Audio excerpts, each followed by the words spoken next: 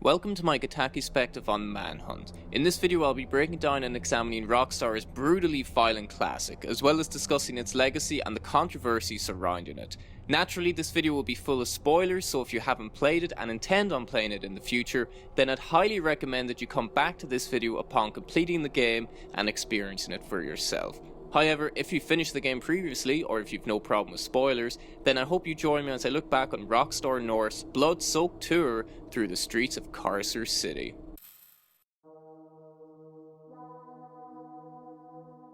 Tonight, a violent video game pulled from store shelves. It's being described as one of the most violent and gruesome video games ever produced for a mass market. A new interactive video game is about to hit store shelves, and it takes gaming violence to a whole new level. Yeah, completely whole new level. Manhunt remains to this day one of the most unique and controversial entities in the realm of video games. It is a game whose reputation precedes it, and in an industry where fighting or killing others is the default progression mechanic for the vast majority of games, there was something unnervingly different about Manhunt.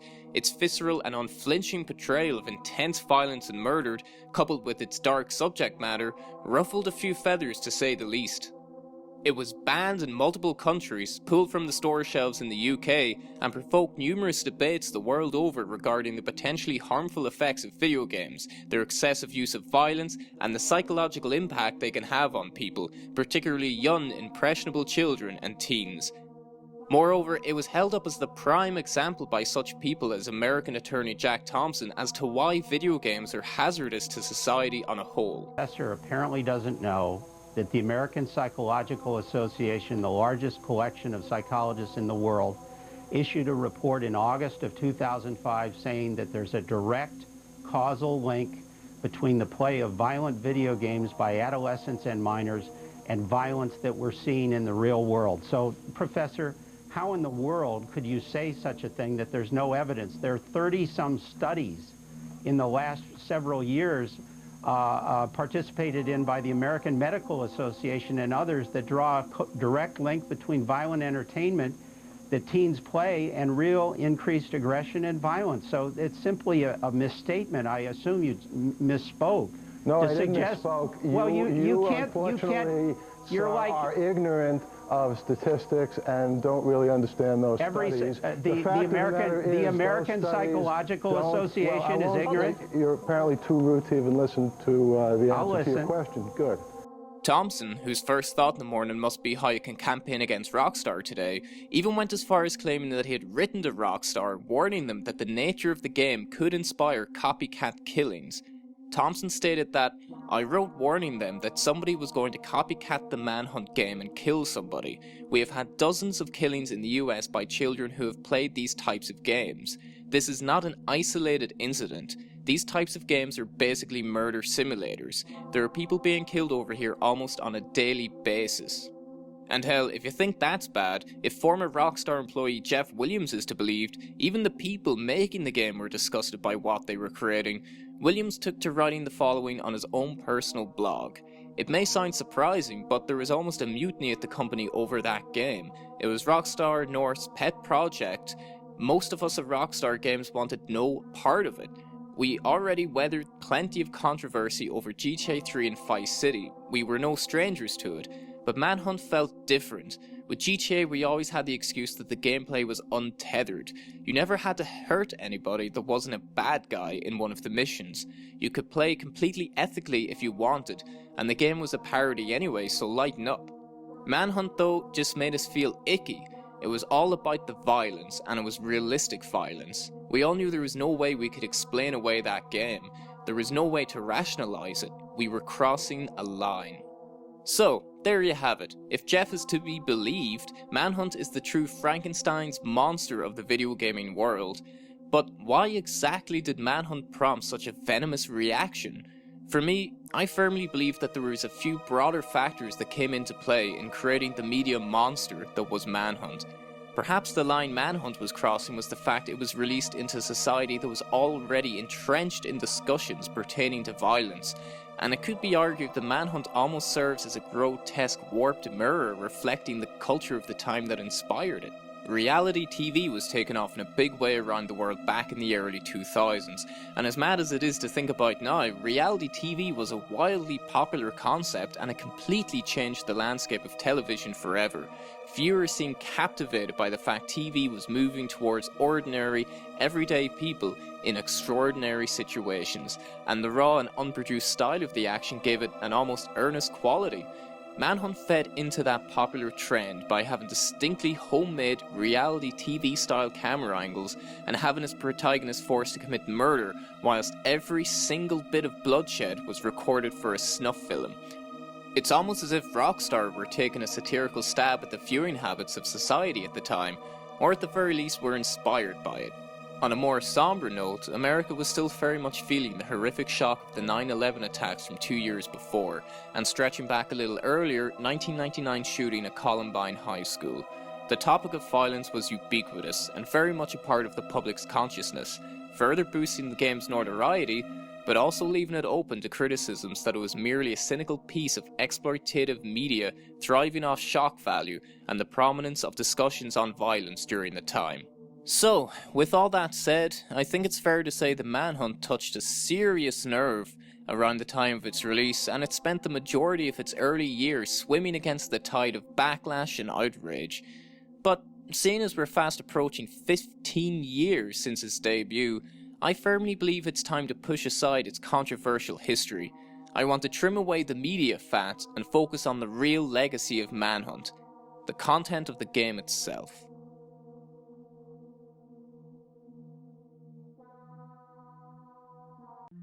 Manhunt was originally released exclusively on the PS2 in November 2003, before making its leap to Xbox and PC in April of the following year.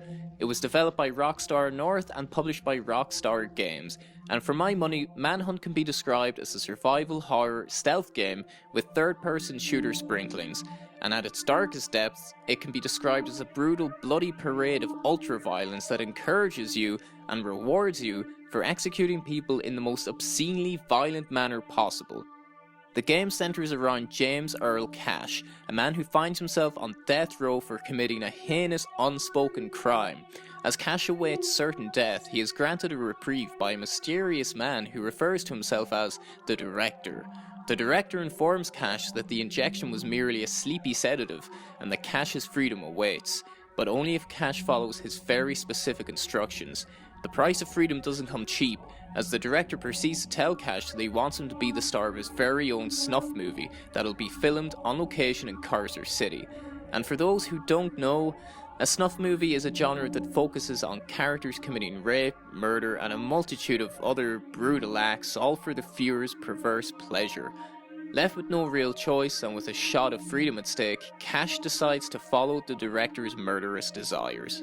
And it is on this premise that Manhunt takes you on a journey that left an indelible mark on me upon first playing it.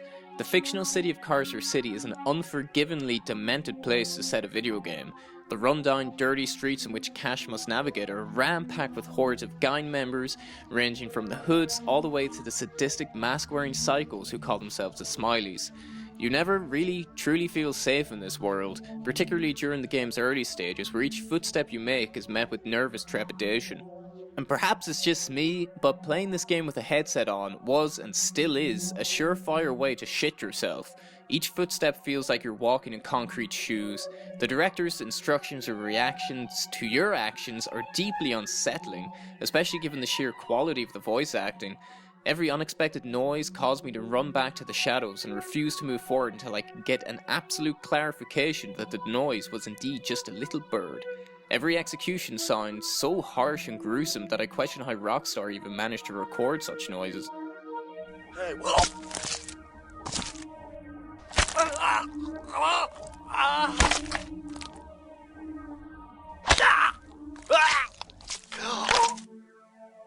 But it's not only the crazy ramblings of the gangs or the signs of murder that are permeating throughout the streets of Carcer City. Cash's very own heartbeat also bounces off of the beautifully crafted synth soundtrack as you stalk or hide from your enemy.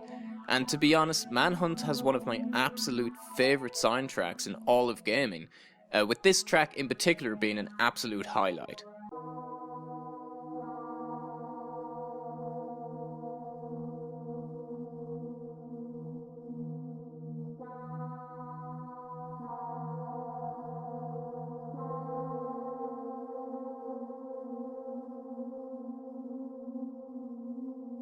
Everything about this song perfectly captures what Manhunt is about. The tension, the fear, and the palpable sense that something horrendous is going down. But perhaps most importantly, it's simply atmospheric as fuck. It really wouldn't feel out of place in a classic John Carpenter movie. And that for me is Manhunt's greatest strength. Its atmosphere. It's the result of many elements playing perfectly off each other. The glorious synth soundtrack, the dilapidated creepy streets of Carcer City, the genuinely unnerving enemies, and the grainy washed out look of the graphics. Manhunt is distinct and has a visual and audio identity that is truly its own. However, it's not without its flaws.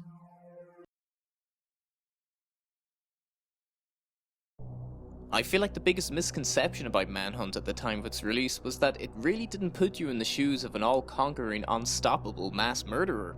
It really does play much more like a survival horror game than it does an action game. You're really incredibly vulnerable in Manhunt, as enemies are oftentimes much stronger and better armed than Cash. Engaging an enemy directly in a fistfight is best served as a last resort, as the ensuing noise from the ruckus will attract the attention of other gang members who will bring their trusty machetes and guns to the party. Running away also generates a shit ton of noise, so if you're not careful you might inadvertently lead multiple enemies right to you. Also, even if no one else is around to hear you fight or fleeing like a gazelle on cocaine, there's no guarantee that engaging an enemy one-on-one will have you emerging as the victor. I'm bleeding, making me the victor. Oh man! As the enemies pack a hell of a punch, like they're wearing bricks under their gloves, and trying to deal with more than one enemy at once is all but a guaranteed death sentence. Getting familiar with Manhunt's stealth and execution mechanics and learning to love the shadows is absolutely paramount to your success. Stealth in Manhunt is a fairly simple affair. It comes in the form of using various shadows around Carcer City to hide yourself from view. When Cash is in these shadows, he's completely invisible to enemies, even if they're standing like 2 meters away and staring at your general direction. There's a handy little context-sensitive on-screen icon shaped like a silhouette of Cash on the bottom of your screen that turns blue when Cash is successfully in shadows and invisible. So at a glance you'll know when you're somewhat safe. This mini Cash also informs you when you can interact with other things in the world, such as picking up a dead body, prying open a door, or pressing up against a wall. As you first make it onto the streets of the fictional Carcer City, you're introduced to the execution system that forms the primary base of the gameplay. It's a simplistic system, but one that does its job pretty well. In Manhunt there are 3 levels of execution that become progressively more barbaric than the previous level. White execution levels are quick-fire kills that aren't particularly bloody.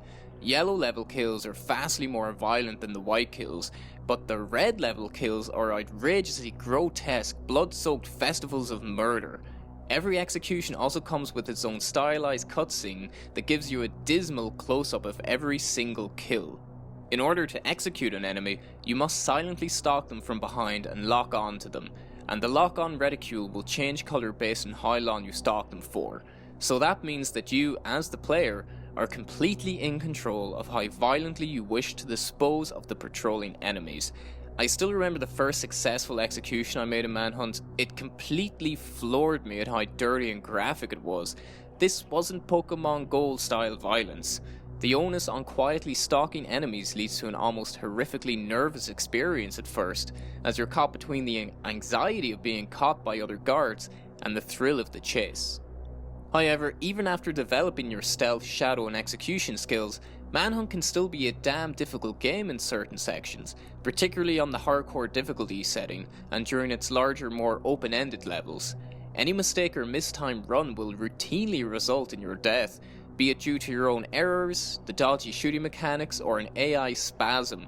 Furthermore, while there are only 20 story levels, or scenes as they're called, they can often be upwards of 25 to 30 minutes long. Checkpoints and painkillers, a la Max Payne, are also few and far between. Melee weapons such as glass shards, baseball bats, hammers, crowbars, and meat cleavers form the majority of the weapons you'll be utilising during your time in Manhunt, and each weapon comes with its very own unique murder animation. Well, for the most part. These handheld weapons definitely give each execution, and the game on a whole, its unsettlingly intimate atmosphere, as the animations that accompany each kill feel like a struggle for both Cash and his victims. Cash can holster 4 different types of weapon at a time: large weapons like bats, smaller weapons like knives, one-use weapons like glass shards, and throwing weapons like a bottle, or even the fucking severed head of an enemy, which are used to distract or unnerve the gang members of Carcer City. Although, in saying that, it's not all melee-based weaponry in Manhunt. Tried and tested guns such as shotguns, handguns, and assault rifles make an appearance throughout and become more readily available as you edge closer to the end of the game, when the stealth-based gameplay that makes up the majority of the game starts taking a backseat to outrageous shootouts. For me, the guns handle horribly, and they lack the precision and tension of the melee kills. The final gun-heavy stretch of the game feels wholly different in structure to everything else that came before it, and it really does lack the fantastic slow-burning pace of the earlier levels. But in saying that, perhaps after enduring the journey to get there, players maybe deserve a bit of a chance to let off some steam. I guess it boils down to personal preference, but for me, the guns cause more annoyance than satisfaction, and are at odds with the tone that Manhunt effectively built up during its early levels. The levels or scenes in Manhunt come in a variety of sizes, but are for the most part linear. As you progress, levels will sporadically include escort sections, item collecting, sniping sections, crane driving, and good old rescue missions to break up the linear structure of this simply executing enemy after enemy. I must say, Manhunt's escort missions are surprisingly good, as unlike most other escort missions in gaming, your partner actually knows how to effectively hide and stay the fuck out of your way. The levels cover a wide array of urban environments, but for the most part all share a similar aesthetic and progression path.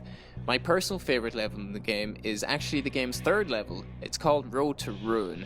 It incorporates an open-ended street level with claustrophobic interiors, and it truly highlights Manhunt's greatest strengths.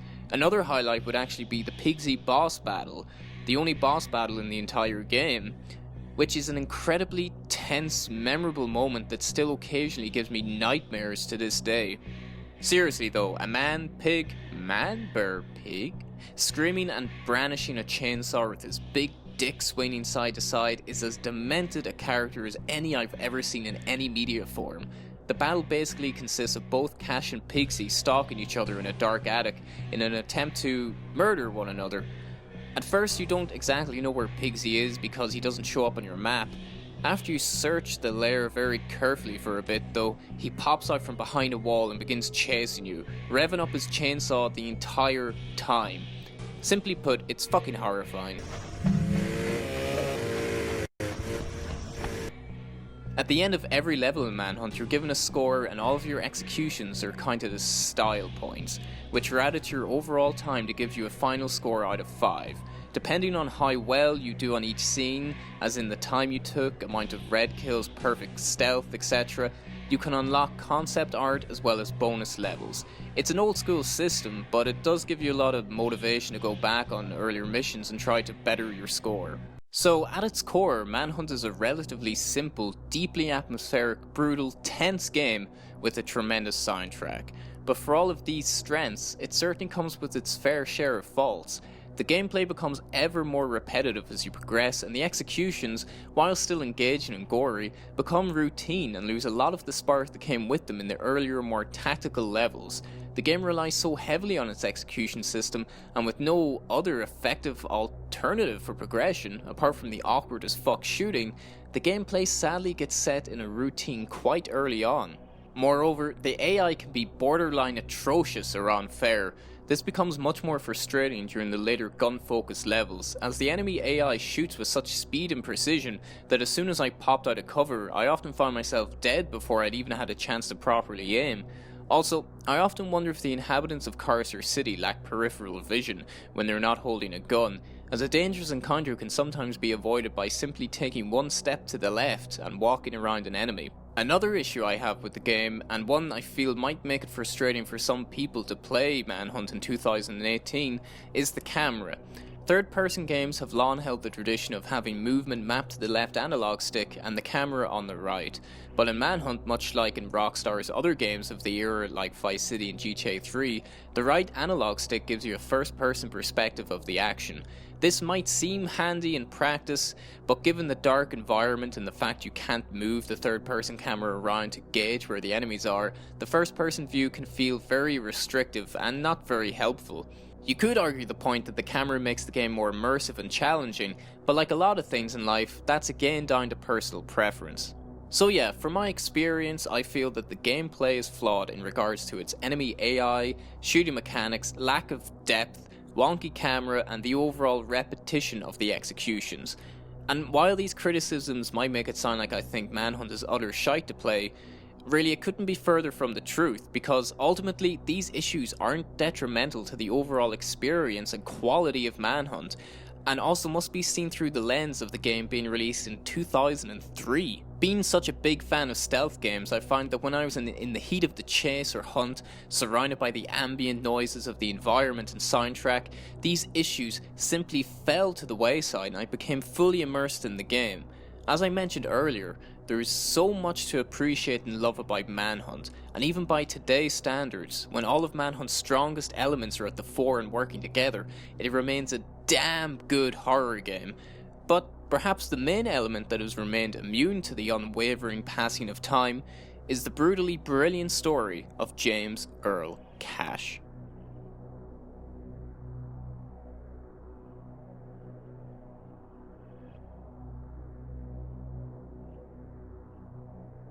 Manhunt was penned by James Worrell, who also co-wrote Grand Theft Auto Vice City, and it was also written by Alan Davison and Christian Cantamessa.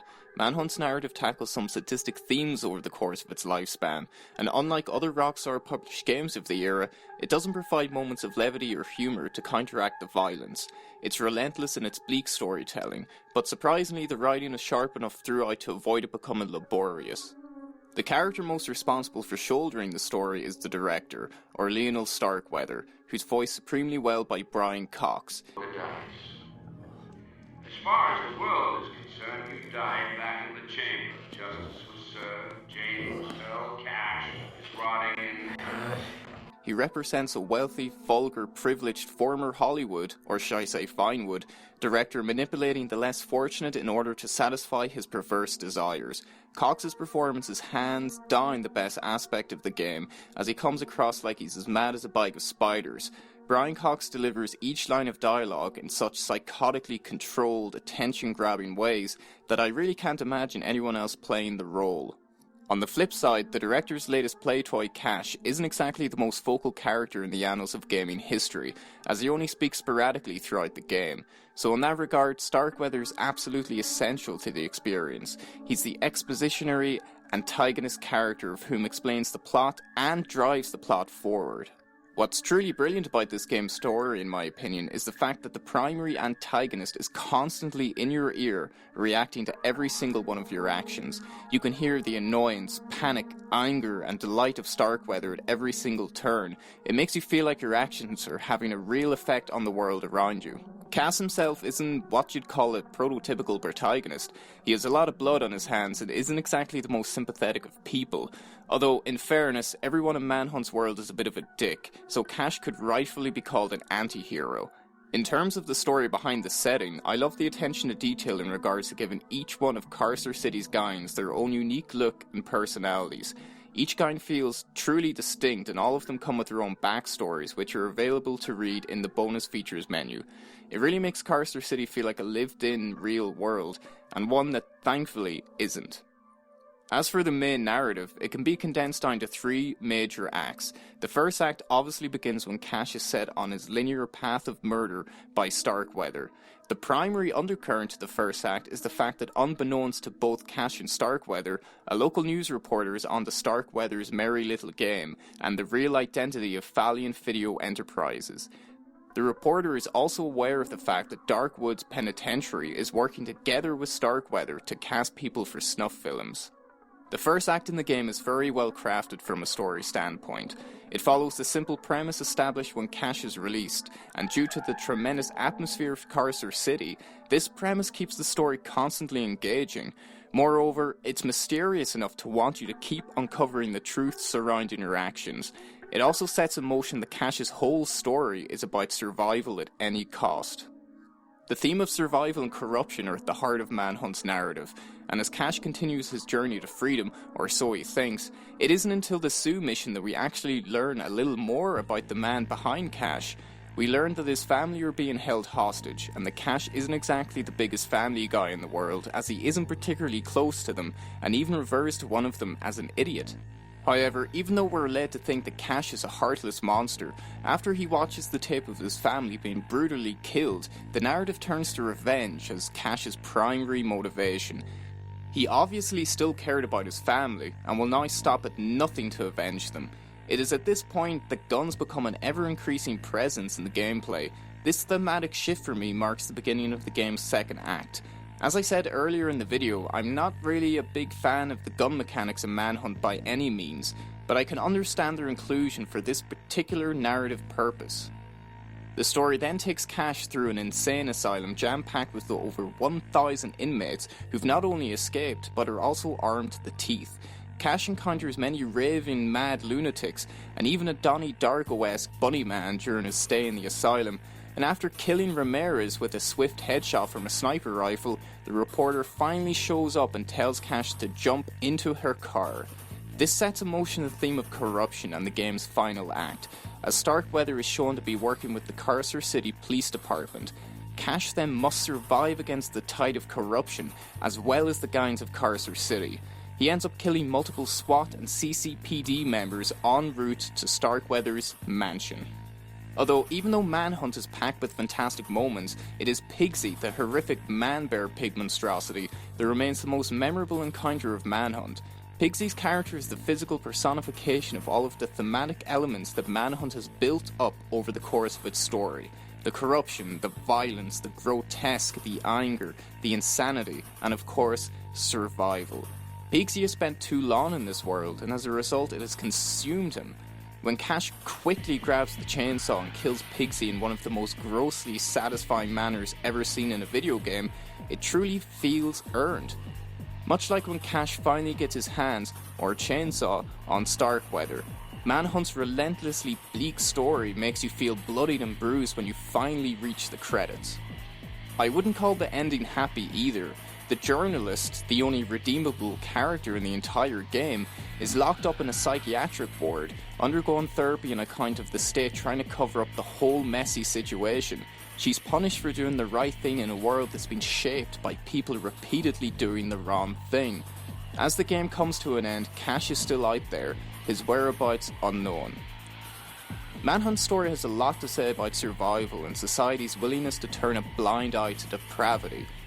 Its society is one that is too consumed by hate and greed and lust to behave any other way.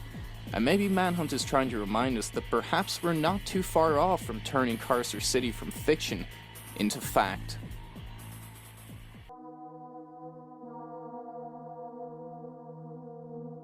My goal with this Gotakispective was to examine Manhunt as objectively as possible and put its controversial history aside in order to judge the game on its own merits, not the merits enforced on it by the media.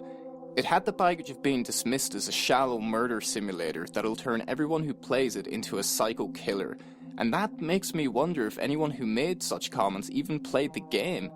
Manhunt is a much smarter game than its surface level violence might lead you to believe. You might not like its intensely violent style, but a game like this had to exist. The industry would forever stagnate if games didn't push the boundaries and put difficult or new themes in front of people to digest. It really was the Bioshock of its time. It toyed with the notion of player agency and will, and it still to this day demands that you question your own horrid actions. Manhunt's gameplay may be flawed, but as the years have gone on, I feel like it's able to be seen for what it truly is. A masterclass in suspense, tension, setting, and tone. I hope you enjoyed this Gotakispective on Manhunt. If there's any other games that you'd like to see me do a Gotakispective on, please let me know in the comments below. Thanks for watching and take care.